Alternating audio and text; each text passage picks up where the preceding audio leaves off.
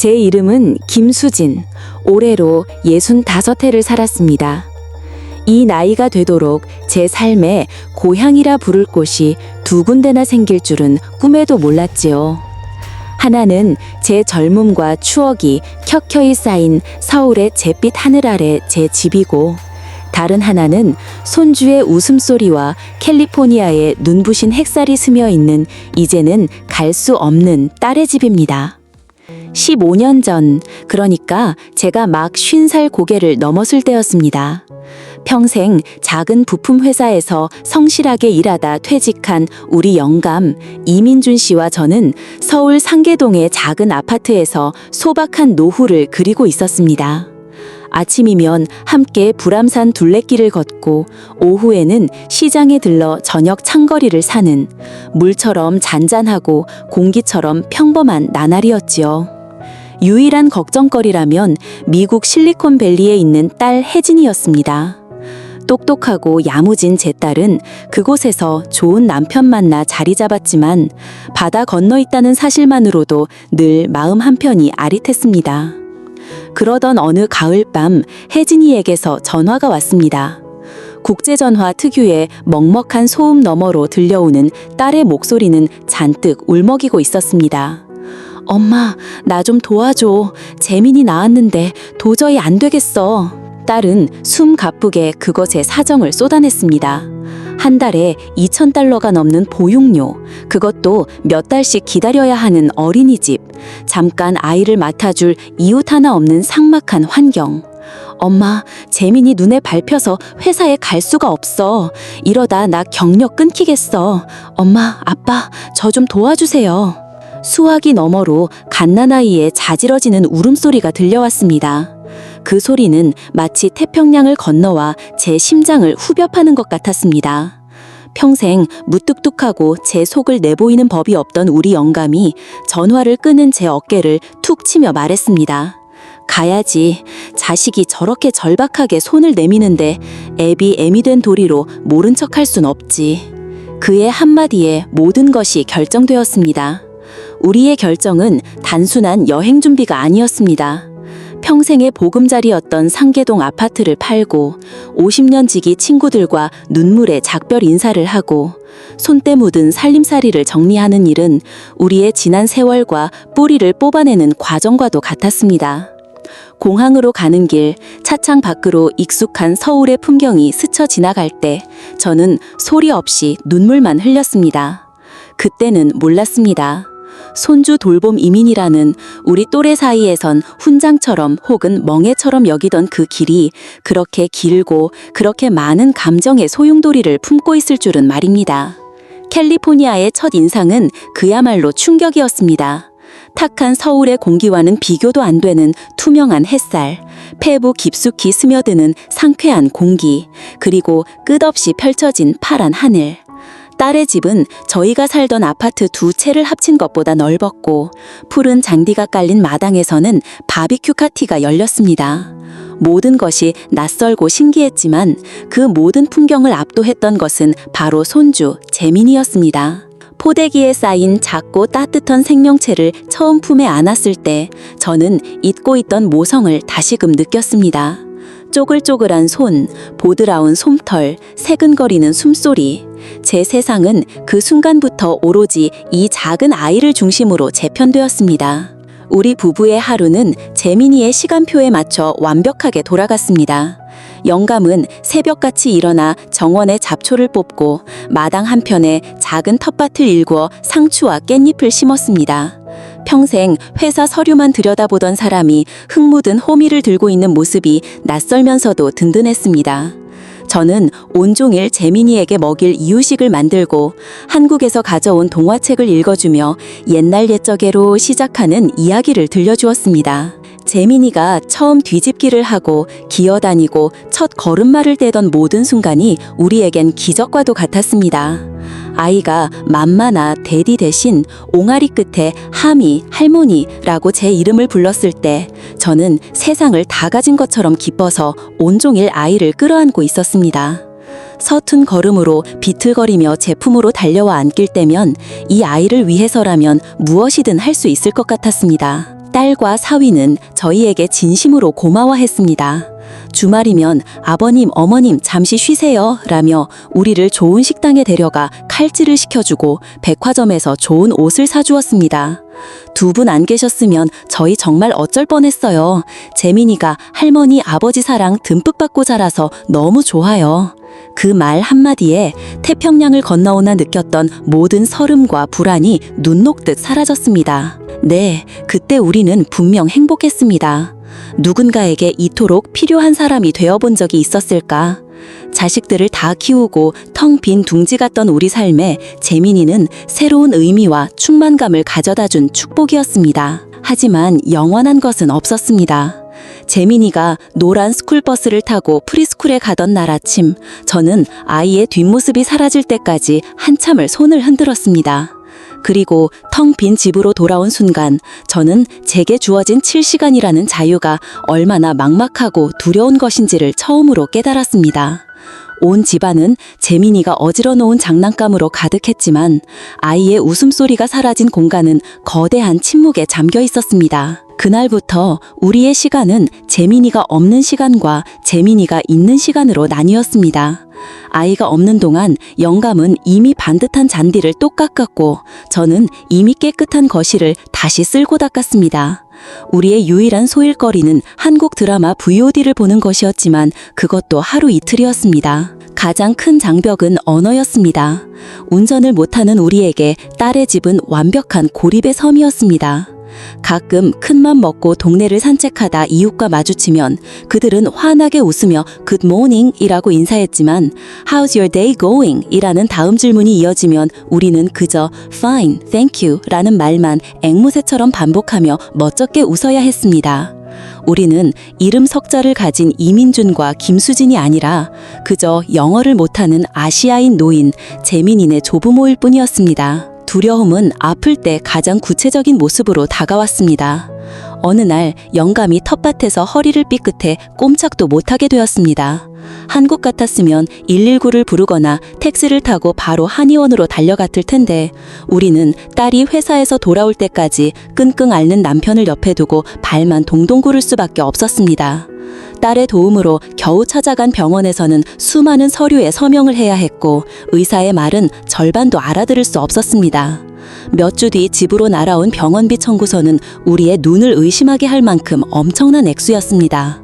그날 이후 우리는 아픈 것도 죄를 짓는 것처럼 느껴졌습니다.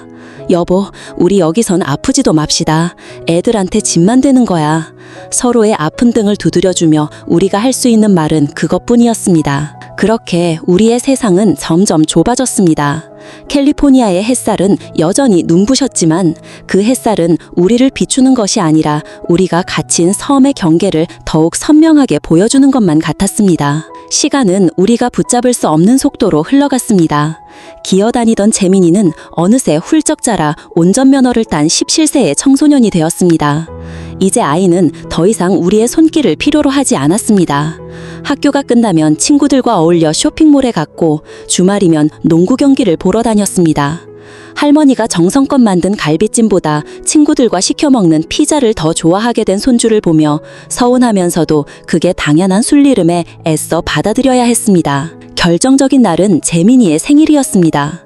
저는 며칠 전부터 장을 봐서 아이가 가장 좋아하는 잡채와 미역국, 불고기를 산더미처럼 해놓고 기다렸습니다. 하지만 재민이는 친구들과의 파티가 늦게 끝났다며 밤 11시가 되어서야 들어왔습니다. Sorry, Grandma. I already ate pizza. 미안하다는 말 한마디를 남기고 방으로 휙 들어가 버리는 손주의 뒷모습을 보며 저는 식탁 위에 차려진 음식들이 마치 제 마음처럼 차갑게 식어가는 것을 느꼈습니다. 우리는 이제 더 이상 필요한 사람이 아니었습니다. 재민이의 세계에서 우리의 역할은 끝났다는 것을 그 차가운 음식들 앞에서 비로소 인정해야 했습니다. 그날 밤 잠 못 이루고 뒤척이던 제게 영감이 조용히 말했습니다. 여보, 우리 이제 짐 쌉시다. 저는 아무 대답도 못하고 돌아누워 소리 없이 눈물만 흘렸습니다. 영감은 제 어깨를 토닥이며 말했습니다. 재민이 다 키웠으니 우리 임무는 끝났어. 여기선 우리가 할 수 있는 게 아무것도 없어. 이제는 우리가 우리 이름으로 살 수 있는 곳, 우리 집으로 돌아갑시다. 딸에게 한국으로 돌아가겠다고 말했을 때 혜진이는 펑펑 울었습니다. 엄마, 아빠, 죄송해요. 제가 너무 내 앞가림만 하느라 두 분 외로운 걸 몰랐어요. 가지 마세요. 라며 우리를 붙잡았습니다. 하지만 우리는 이미 마음을 정한 뒤였습니다. 영영 안 보는 거 아니잖니. 보고 싶으면 우리가 오고 네가 오면 되지. 이제는 정말 우리 집으로 돌아갈 시간이야. 15년 전 희망과 기대를 안고 왔던 캘리포니아를 떠나는 날, 공항에서 우리는 한참을 부둥켜 안고 울었습니다. 훌쩍 커버린 재민이는 어색한 얼굴로 Don't cry, grandma. I'll call you every day. 라고 말하며 제 눈물을 닦아주었습니다. 비행기가 이륙하고 창밖으로 보이던 캘리포니아의 불빛들이 점처럼 작아질 때 저는 15년의 세월이 꿈처럼 아득하게 느껴졌습니다. 15년 만에 밟은 한국 땅은 낯설고도 정신없었습니다. 우리는 강북의 작은 아파트를 얻어 새로운 보금자리를 꾸렸습니다. 처음 며칠은 모든 것이 신세계였습니다. 미국에서는 상상도 못할 편리함이 우리를 감쌌습니다. 감기 기운이 있어 아파트 상가 내과에 갔더니 예약도 없이 10분 만에 진료를 보고 주사까지 맞을 수 있었습니다. 영감은 동네 친구들과 어울려 매일 아침 뒷산에 올랐고 하산길에 마시는 막걸리 한 사발에 15년 묵은 회포를 풀었습니다. 저는 백화점 문화센터 노래교실에 등록했습니다. 그곳에서 저는 처음으로 김수진 회원님으로 불렸습니다. 50이 넘은 동무들과 함께 목청껏 아파트를 부르다 보면 캘리포니아의 적막한 집에서 느꼈던 외로움이 노래 가락에 씻겨 나가는 것 같았습니다. 내 발로 버스를 타고 지하철을 타고 어디든 갈 수 있다는 자유, 내 돈으로 무엇이든 살 수 있다는 독립성, 우리는 15년 만에 다시 우리 삶의 주인공이 된 기분이었습니다. 하지만 그 편리함의 이면에는 또 다른 종류의 소외감이 도사리고 있었습니다. 오랜만에 만난 친구들과의 대화는 즐거웠지만 늘 어느 지점에선가 겉돌았습니다. 친구들이 지난 15년간 겪어온 자식들의 결혼, 손주들의 재롱, 아파트 재개발과 주식 투자 이야기에 저는 끼어들 수가 없었습니다. 저는 그들의 역사에 통째로 빠져버린 과거에서 뚝 떨어진 이방인 같았습니다.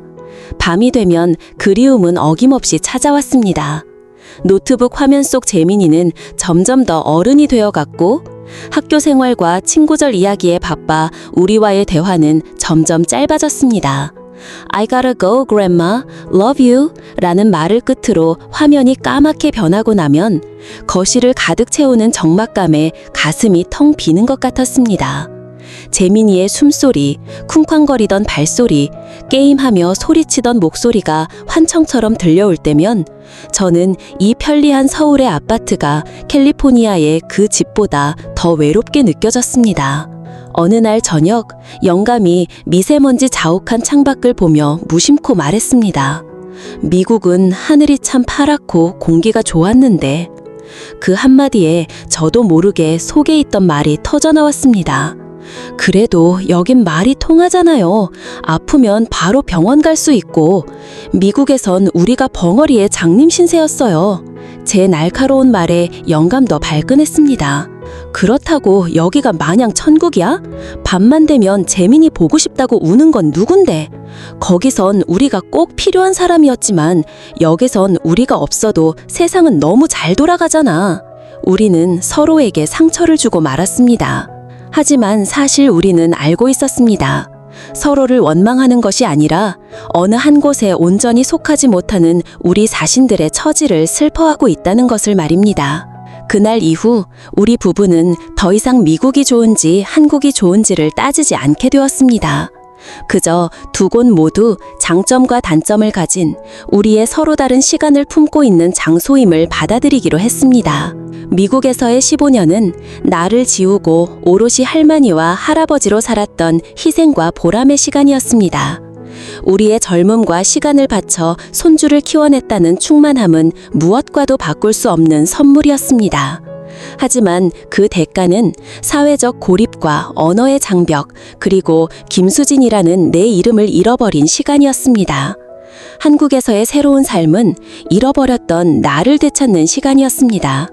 자유롭게 어디든 가고 친구들과 편하게 수다를 떨고 아프면 언제든 병원에 갈 수 있는 안정과 편리함을 얻었습니다. 하지만 그 대가는 가족의 중심에서 한 발짝 물러나 있다는 근원적인 외로움과 심장 한 구석을 저미는 손주에 대한 사무치는 그리움이었습니다. 오늘 저녁 저는 정성껏 된장찌개를 끓였습니다. 구수한 냄새가 작은 아파트를 가득 채웁니다. 식탁에 마주 앉은 영감이 찌개를 한술 뜨더니 말합니다. 역시 당신이 끓인 찌개가 최고야. 미국 된장은 이 맛이 안 나. 그 말에 저는 웃음이 났습니다. 식탁 한편에는 재민이가 활짝 웃고 있는 사진이 놓여 있습니다. 이제 저는 압니다. 완벽한 천국은 어디에도 없다는 것을요. 미국은 사랑하는 손주가 자라는 그리운 고향이 되었고, 한국은 우리 부부가 서로를 보듬으며 남은 생을 살아갈 오늘의 고향이 되었습니다. 우리는 아마 평생 두 고향 사이에서 그리움을 안고 살아갈 겁니다. 때로는 캘리포니아의 파란 하늘을 그리워하고 때로는 서울의 편리함을 감사하며 말입니다. 얼마 전 재민이에게서 영상편지가 왔습니다.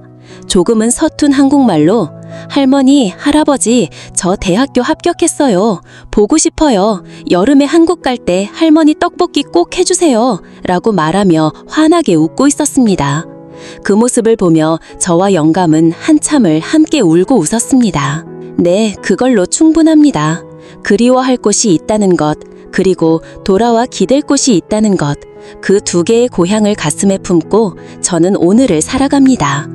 그 그리움의 깊이만큼 우리의 15년은 헛되지 않았고 우리의 사랑은 단단해졌으니까요. 그것이면 충분하다고 저는 생각합니다. 구독과 좋아요는 더 많은 이민자들의 감동 사연을 전하는 데 큰 힘이 됩니다.